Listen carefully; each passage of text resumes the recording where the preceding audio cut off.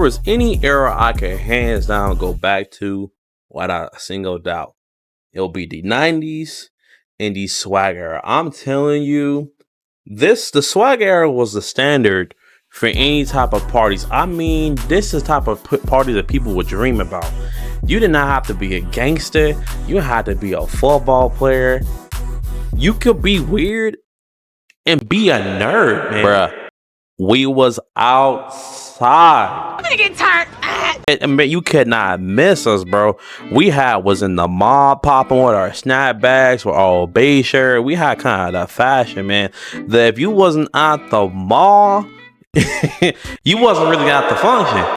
Fast forward from that, and side note, if you never get the thing, like, girls will actually dance with you. Girls will actually dance with you. They don't do all that.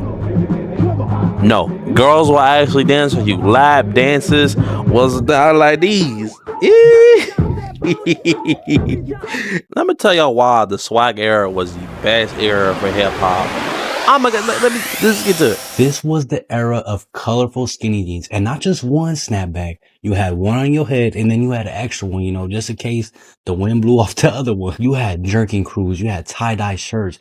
Everything about this era was colorful. And don't forget, Vans and Converse were most definitely in. I want you to imagine you got you in the best era for cartoons. Breakfast is popping, TV is never boring, outside feels perfect. You didn't really have to worry about COVID or nothing. You don't really have an iPhone, but you got a phone that has like a keyboard on the side of it that makes texting way more better. You're in the best era of freaking video games because the Wii and stuff is already coming out. But most importantly, your friends are actually having fun.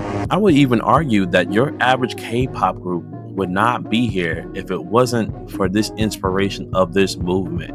Just look at the color contrast and look how it is. But the most important aspect, if you ever want to get from the swag culture, is the fashion, the music, and the dance, and just the overall vibes. Nowadays, middle and high schoolers want to dress like this, but in the late 2000s to early 2010s, everyone wanted to dress like this. From Tumblr to hip-hop, you couldn't run away from the swag era. It's one song by the group New Boys that would start a whole new wave of fashion. Colorful skinny jeans, shutter shades, snapbacks, sleeveless jean jackets were just some of the items that had a chokehold on youth fashion. While Supreme was hard to get a hand on, Obey with a similar box logo would be often worn as an alternative due to its accessibility. Diamond Supply Co. would also have its fair share of spotlight thanks to celebrity cosigns like Justin Bieber. Pisa would dominate the snapback craze, with some hats going for hundreds of dollars. Just as TikTok continues to influence fashion heavily, you can thank Tumblr for popularizing the style and even how fit pics were edited and taken. But of course, nothing lasts forever, and sometimes that's for the best. The swag era with this vibrant and eclectic mix of styles may seem like a distant, cringeworthy memory now, but it played a huge role in shaping the personal identities and memories of an entire generation. Even though some people may seem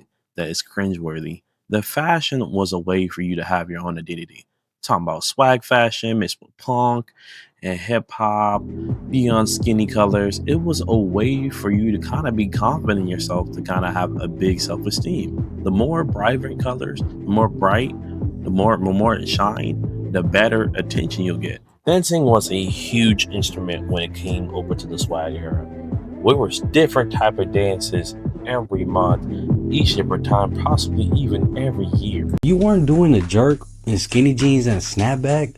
Were you even outside during the swag era? Bro, you had snapbacks and tattoos. Snapbacks and tattoos. The motto. You already know though, you only live once, that's the motto, nigga, YOLO. Black and yellow. Black and yellow, black and yellow, black and yellow. Rack City. Rack City, bitch. City, bitch. Rack City, bitch. No hands. Girl, the way you moving, you got me in a train. You're a jerk.